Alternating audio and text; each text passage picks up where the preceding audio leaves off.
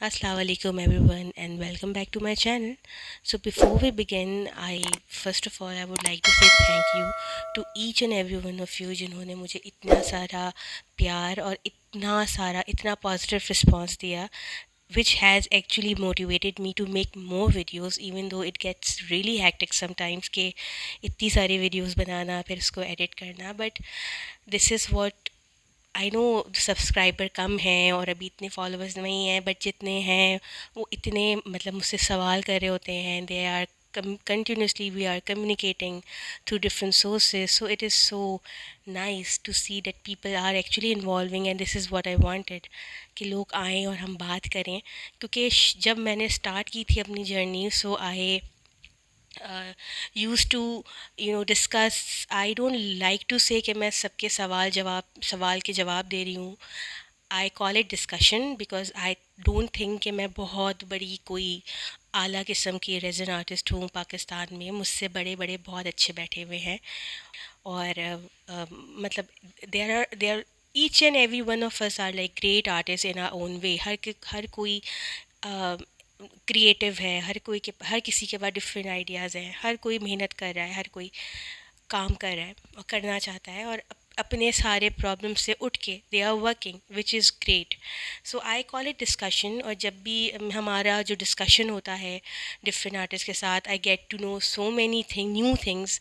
यहाँ बहुत से ऐसे आर्टिस्ट हैं जो अभी बिगनर लेवल पर हैं, जिनको इतनी नो हाउ अबाउट रेजन नहीं है.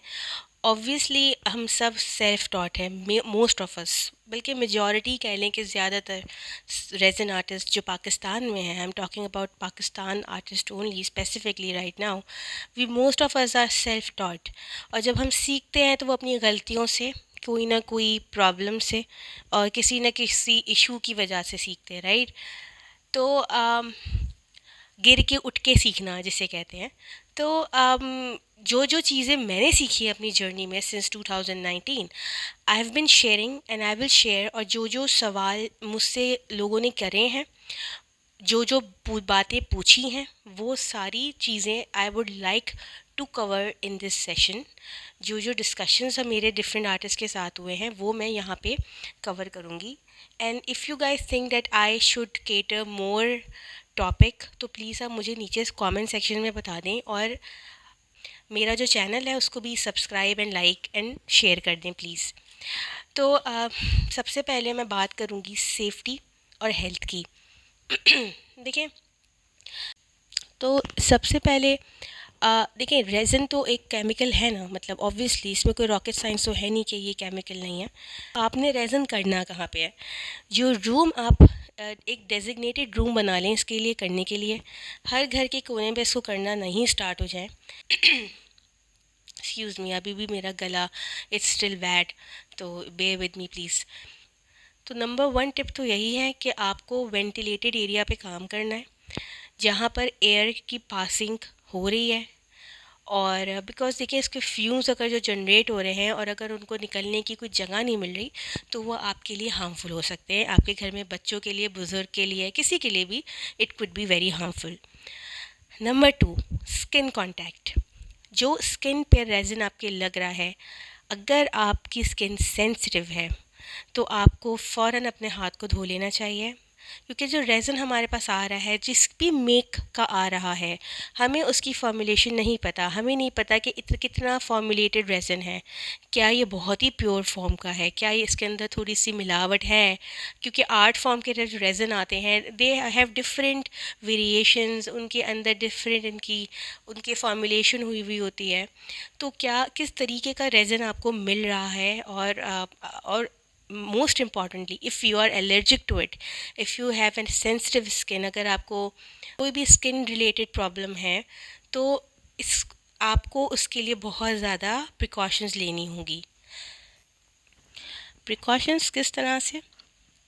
आप इस तरीके के ग्लव्स आते हैं हमारे पास, जो आपने देखा होगा वीडियोस में, अक्सर मैं पहनी हुई होती हूँ और जो रेज़न आर्टिस्ट ऑलरेडी हैं वो पहनते होंगे. ये ग्लव्स होते हैं जो आपको पहनने हैं, ज़रूरी है. तो यूज़ दीज ग्लव्स.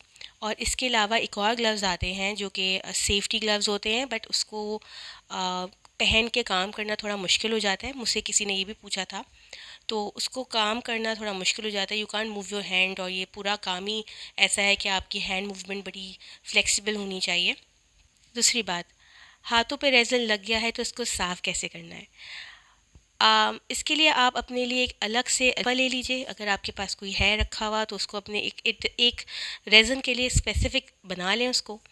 और कहीं पे भी हाथ पे रेज़न लग गया है तो कोई भी बॉडी वॉश ले लें या हैंड वॉश ले लें, और उससे अच्छे से उसको स्क्रब करें वार्म वाटर से।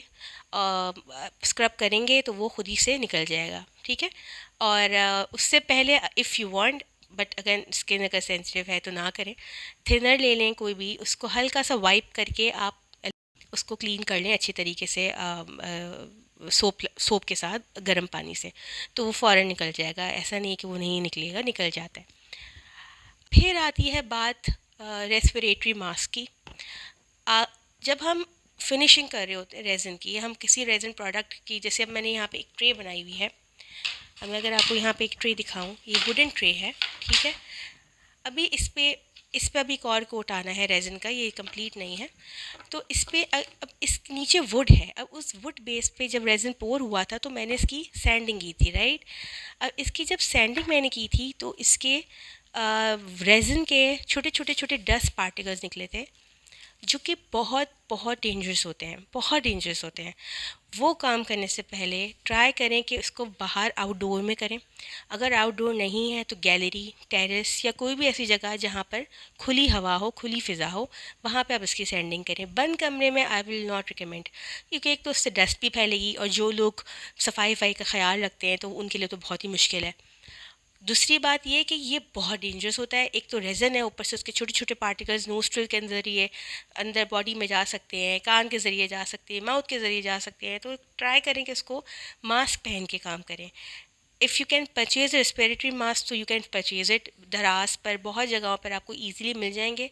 अदरवाइज़ N95 भी चल सकता है, आप वो भी यूज़ कर सकते हैं। इस तरीके के और भी मास्क हैं जो आप यूज़ कर सकते हैं, जो घर में अवेलेबल होते हैं ईज़िली। आजकल तो हर किसी के पास ही होते हैं because of thanks to COVID. तो आप सबसे पहले तो मास्क पहने, और अगर आप रेज़न करते हुए मास्क पहन सकते हैं तो बहुत अच्छी बात है। मास्क पहन के करें, अपनी प्रिकॉशंस लें, सेफ्टी का ख्याल रखें। फिर आपको क्या पहन के काम करना चाहिए? रेज़न कोई पेंट की तरह नहीं है कि किसी भी कपड़े पे पहन के आपने काम स्टार्ट कर दिया, कपड़ों पे लग गया तो आपने वॉश किया वो निकल गया, ऐसे नहीं होता है। रेज़न के लिए स्पेसिफ़िकली आप कोई एक कपड़ा, जो आपने कोई भी ड्रेस, कोई टी शर्ट, कोई शर्ट जो आप पहनना चाहते हो, जो जो जो एक यूज़लेस सी जो शर्ट्स होती हैं जो आप आर्ट करते हुए पहनते हैं, वो आप पहने। I don't know what to call it, but उस तरह का आप पहन के काम करें। क्योंकि जब रेज़न कपड़े पे लग जाता है तो फिर वो कपड़े का दी एंड हो जाता है, वहाँ से वो कपड़ा इवेंचुअली फटता ही है, वो बिल्कुल उस जगह को स्टिफ कर देता है। तो ये करें। और you can purchase these little tiny disposable gloves, जो कि किसी भी मेडिकल शॉप से आपको मिल जाएंगे। और अगर आप एक रेक्जीन के एप्रन्स आते हैं, आई थिंक रेक्जीन के ही होते हैं वो अगर आप ले लें तो वो भी आप पहन के यूज़ कर सकते हैं। वो भी लंबे चलेंगे और वो काम आएंगे आपके। अदरवाइज़ ये भी एक अच्छा ऑप्शन होता है कि आपके पास जल्दी है, आपको जल्दी है और आपको चेंज करने का टाइम नहीं है, and you have to work, तो you can easily get some of these, और ये पहन के आप काम कर लें तो ये भी अच्छे रहते हैं। तो इस तरह से पहन के आपने काम करना है। ये ग्लव्स इस तरह के एप्रन पहन के आपने काम करना है। तीसरी बात कि रेज़न करना कहाँ पर है। देखिए, रेज़न आपने उसी जगह पे करना है जो जगह बिल्कुल फ्लैट हो, ठीक है।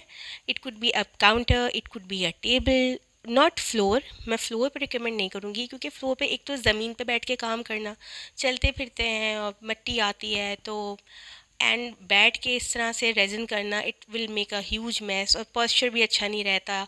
तो इट्स बेटर कि ऐसी जगह काम करें जहाँ पे आप पॉस्चर भी आपका सही रहे, आप स्ट्रेट होके काम करें, क्योंकि काफ़ी देर तक आपको उसमें बेंड होना पड़ता है और आर्ट वर्क पोरिंग करने के लिए, तो वो बैक पे थोड़ा स्ट्रेन कर देता है। तो पॉस्चर का ख्याल रखें, या तो बैठ के ऐसे काम करें कि टेबल बिल्कुल आपकी मतलब आपके ईजी हो आपके लिए पोरिंग करना, या फिर खड़े होकर प्रॉपरली काम करें।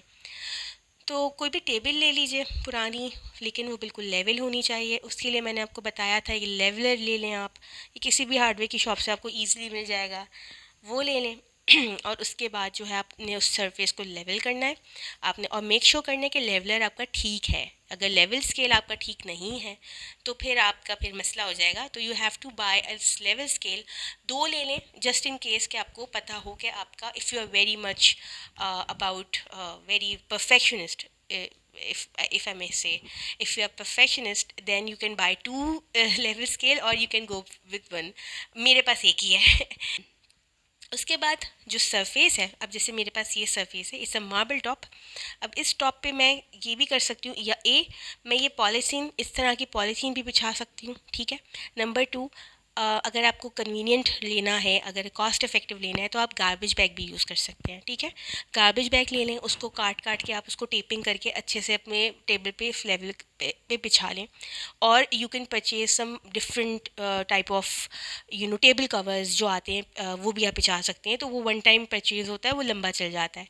और it can once the resin has dried और once the resin has cured, तो आप उसमें से उसको निकाल के उसको वॉश करके ड्राई करके दोबारा बिछा सकते हैं। तो वो भी एक जो टेबल क्लॉथ आती है, सॉरी, जो टेबल कवर्स आते हैं, वो भी आप ले सकते हैं। उसके पास बबल रैप्स तो होते ही हैं, राइट। हम बबल रैप को उल्टा भी करेंगे तो हम इस पर भी काम कर सकते हैं, ठीक है। मैं तो अक्सर ये भी यूज़ करती हूँ, तो कोई भी ऑप्शन नहीं है तो आप बबल रैप यूज़ कर लीजिए। तो to cut the long story short, कोई भी सरफेस आप ले रहे हैं काम करने के लिए, उसको आपने पहले नीटली कवर करना है। उसके बाद कवर करने के बाद लेवल आपने कर लिया, फिर आपने क्या करना है, आपको क्या क्या प्रोडक्ट्स की नीड पड़ेगी। सबसे पहले तो आपको, जैसे मैंने पिछली वीडियो में बताया था, I think that was how to start a resin business, उसमें मैंने एक डिटेल्ड ट्यूटोरियल दिया है कि किस तरीके से हम रेज़न को मेजर करते हैं और हार्डनर को मेजर करते हैं, कैसे कितने प्रोपोर्शन लेते हैं, 2:1 का रेशो का पूरा मैंने एक फार्मूला टाइप बनाया हुआ है वहाँ पे। तो अगर आपने देखना है तो आप प्लीज़ वहाँ जाके उसको फॉलो कर लें। अगर हमें सॉरी, तो आई वाज सेइंग कि अगर रेज़न हमें बनाना है तो हमें क्या क्या चीज़ें चाहिए होती हैं। सबसे पहले तो हमें स्केल चाहिए, मेजरिंग स्केल, और वो, और उसके अलावा हमें हमेशा रेज़न मिक्स करने के लिए कोशिश करें कि ट्रांसपेरेंट कंटेनर लें, ठीक है। डिफरेंट कंटेनर्स मार्केट में अवेलेबल हैं। मेजरिंग कंट्री, अगर आप वेट से नहीं रेज़न लेना चाह रहे, अगर आप वॉल्यूम से लेना चाह रहे हैं, तो एक मेजरिंग कप्स आते हैं, इससे आप वॉल्यूम से भी ले सकते हैं, ठीक है।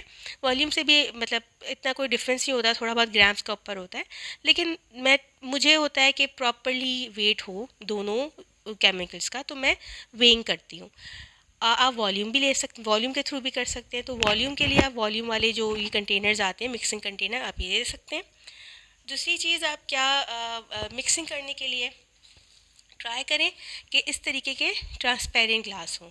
ट्रांसपेरेंट ग्लास में क्या होता है, जब आप रेजन और हार्डनर दोनों मिक्स कर रहे होते हैं तो यू कैन ईजिली सी कि हो क्या रहा है। मिक्सिंग करने के लिए ये मिक्सिंग स्टिक्स आती हैं, ये ईज़िली किसी भी क्राफ्ट शॉप पे मिल जाती है।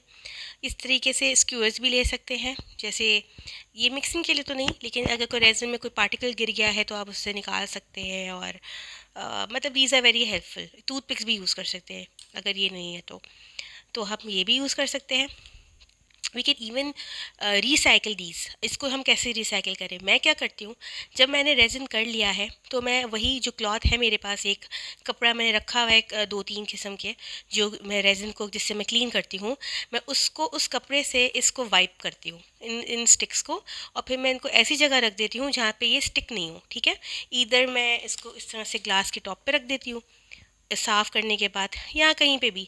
और उसके बाद क्या होता है, जब ये ड्राई हो जाता है तो रेज़न इतना होता नहीं है कि वो चिपका सके, एडहेसिव का काम कर सके। तो मेरे पास जो है दोबारा मैं रीयूज़ कर लेती हूँ। तो इस तरह से मैं अपनी स्टिक्स को भी दोबारा वी कैन यूज़ इट, क्योंकि वो जो रेज़न उस पर लगा हुआ है वो कलर थोड़ी छोड़ेगा, वो तो जम चुका है, तो यू कैन यूज़ इट। इस तरीके के और भी कुछ मटेरियल के आते हैं, आई don't know which material, silicon के भी होते हैं, जो कि आप एक बार ले लें तो वो फिर यूज़ होती, रीयूजेबल होते हैं।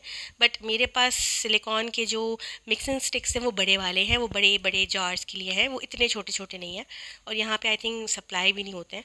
तो या मिक्सिंग के बाद planning and execution, which is a very important part. बहुत सारे आर्टिस्ट ये भी करते हैं कि कुछ स्पॉन्टेनियसली डिसाइड करते हैं, कुछ जो है प्लान कर लेते हैं।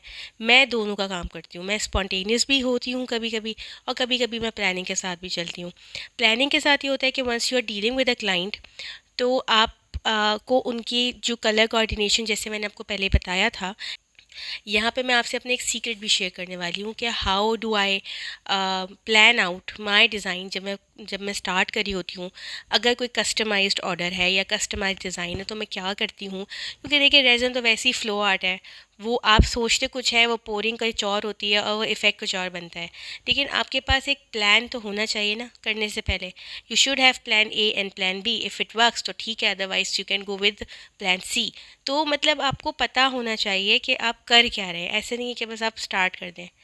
मैं क्या करती हूँ, आई हैव अ नोटबुक जो मैंने रखी हुई है अपने लिए, और उस पे मैं इस तरीके से अगर मुझे कुछ प्लान बनाना होता है, तो मैं सबसे, अगर मुझे कोई आर्ट बनाना होता है तो मैं उसको एक डिज़ाइन बना लेती हूँ, एक रफ़ लेआउट बना लेती हूँ। इवन दो कलर्स ये नहीं होते, ये मेरे कुछ कोड्स होते हैं कि ये कलर मेरा ये है, ये कलर ये है, ये कलर ये है। इसी तरीके से if you have any irregular, I am so sorry about this mess, लेकिन ये एक आर्टिस्ट को, मतलब जो बना रहा है उसको पता होता है कि ये क्या है, वो क्या है, और ए बी सी क्या है। तो इस तरीके से आई प्लान आउट कि मुझे क्या करना है। तो आई ऑल्सो सजेस्ट कि आप भी प्लान काम करने से पहले सोचा करें कि आपको करना क्या है। अगर हो सके तो छोटा सा एक रफ स्केच बना लें और फिर उसके बाद उसको एग्जीक्यूट करें। आप उसको डायरेक्टली अपने वॉल पीस पे भी कर सकते हैं, ऐसे नहीं कि आप इतनी मेहनत करें और पेपर पेंसिल पे अलग से बनाएं। You can even do this on the art piece. अभी मेरे पास कुछ है नहीं ऐसा board, otherwise I would have shown it. कि फॉर एग्जांपल अगर मैंने जैसे एक ये मैंने कोई आर्ट है जो मुझे बनाना है इस पे, ठीक है। अब यहाँ पर मुझे कुछ जियोड बनाना है, तो मैं यहाँ पे ही एक्रेलिक पेंट से जियोड का एक ट्रेसेस बना लूँगी कि मुझे इस तरह से जियोड बनाना है, इस तरह से जियोड बनाना है। तो I can even do that. तो आप उस तरह से भी कर सकते हैं। फिर आई बात सिलिकॉन की। हम सिलिकॉन की अक्सर चीज़ें बना रहे होते हैं, मोस्टली हम जो है सिलिकॉन की ही सिलिकॉन मोल्ड से ही चीज़ें बना रहे होते हैं, रेज़न की, be it coasters, be it trays. जैसे मेरी प्रीवियस आप वीडियोस में देख रहे हैं, मैंने आई थिंक एक दो चीज़ें बनाई हैं सिलिकॉन मोल्ड से, जैसे ये कोस्टर्स बने हुए हैं और इस तरीके की चीज़ें हम बनाते हैं। सिलिकॉन मोल्ड को कैसे हम सेव कर सकते हैं, क्योंकि सिलिकॉन मोल्ड की लाइफ बहुत कम होती है, स्पेशली वो जो हम चाइना से परचेज़ करते हैं, और वो उनकी लाइफ तो वैसे ही बहुत शॉर्ट होती है। पहले भी मैंने अपनी वीडियो में बताया है कि सिलिकॉन मोल्ड में ज़्यादा हीट नहीं यूज़ करें। मुझे एक बहुत अच्छी मेरी एक रेजन रेजन फ्रेंड ही है, उन्होंने भी मुझे ये टिप दी थी and I am very grateful to her, कि अपने सिलिकॉन को हीट से बचाएं। और उसके बाद उसकी क्लीनिंग कैसे करनी है, उसको कोई भी वार्म वाटर से अपने अपने सिलिकॉन मोल्ड को लेना है, फॉर एग्ज़ाम्पल वार्म वाटर से और डिश सोप से। कोशिश करेगा कि हार्ड कुछ ना हो, वरना मोल्ड की जो सरफेस है, जो उसमें शाइन है, वो ख़राब हो जाएगी। तो इसमें मतलब इस पर स्क्रैचेस आ जाएंगे ना ऑब्वियसली। तो कोशिश करें कि स्क्रैचेस ना पड़े, हल्के हाथ से। तो आपने कोई भी डिश सोप से इसको हल्के हल्के से इस पर सोप लगाना है कि इसमें जो भी रेजिड्यू है रेज़न का वो निकल जाए। उसके बाद आपने क्या करना है कि अभी जैसे आपने वॉश नहीं करना, आपको आपका दिल नहीं कर रहा या आपको नीड नहीं लग रही, ये अल्कोहल होता है जिसको कहते हैं आइसोप्रोपाइल अल्कोहल, 99%, ठीक है। ये आपको बहुत कॉमनली अब अवेलेबल है, और ये आपने लेना है। इससे बबल बर्स्ट भी कर सकते हैं बाय द वे, स्प्रे करके थोड़ा सा, और you can easily clean your resin moulds from it. कुछ मोल्ड ऐसे होते हैं इतने पुराने हो जाते हैं, इतने यूज़ हो जाते हैं कि वो बिल्कुल ही ख़त्म हालत में होते हैं। तो उसमें आप जब भी रेज़न पोर करते हैं ताकि कोई शेप निकल आए, तो उसमें अगले दिन जब आप उसमें से निकालते हैं उस प्रोडक्ट को, तो वो निकलता ही नहीं है, निकलने का नाम ही नहीं लेता। तो इवेंचुअली आपने उस मोल्ड को काटना ही पड़ता है। ऐसे हुआ होगा आप लोगों के साथ, मेरे साथ तो बहुत हो चुका है। इसके लिए आप क्या कर सकते हैं, एक सिलिकॉन रिलीज स्प्रे आता है, दराज पे मिलेगा, किसी भी हार्डवेयर शॉप पे मिलेगा। By the way I am not endorsing दराज एट ऑल, बट ये ऑनलाइन पोर्टल है, यहाँ पे हर चीज़ ईजीली मिल जाती है। तो वो आप सिलिकॉन रिलीज स्प्रे ले लें, और हल्का हल्का स्प्रे उसको करें अंदर, उस मोल्ड के अंदर। उसकी नोज़ल होती है बड़ी छोटी सी बारीक सी, तो ईज़िली चली जाती कहीं भी। तो वहाँ पर आप जब करेंगे, उससे स्प्रे करेंगे, तो थोड़ी देर बाद देखेंगे खुद ही से ना वो रिलीज़ होना शुरू हो जाएगा। तो ईज़िली फिर आप उसको प्लक आउट कर सकते हैं। और ईजीएस्ट वे क्या है, आप कोई भी काम करने से पहले, जैसे ये है, इसकी तो लाइफ अच्छी है, ये मतलब अभी चल जाएगा कुछ टाइम तक, और चल जाएगा, लंबा चल जाएगा। अब जब इसका कलर चेंज होने लगेगा, पेल होने लगेगा, पुराना होने लगेगा, और जब इसके यहाँ यहाँ से देखेंगे कि वो रेजिन, जब हम कोई भी प्लेट निकालेंगे तो यहाँ से अटकने लगेगा या इसमें से थोड़ा सा सिलिकॉन निकलने लगेगा, दैट मीन्स इसकी लाइफ ख़त्म हो रही है।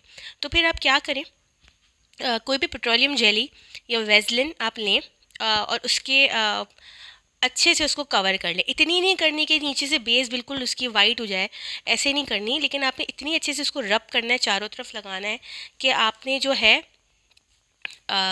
सब कुछ, everything is covered with the Vaseline, but not too much, don't over do it, ठीक है। इतना कि ग्रीस हो जाए, ग्रीसी हो जाए, वो करके आप उस पर पोरिंग करेंगे तो वो भी ईजिली निकल जाएगा, और इस तरह से आपके मोल्ड्स की लाइफ बढ़ जाएगी। तो I always do that, specially with the cluster mould, जो कि कॉम्पैक्ट मोल्ड्स होते हैं, उनमें ये ज़्यादा इशू आता है बनस्बत इन प्लेटर्स के बनस्बत।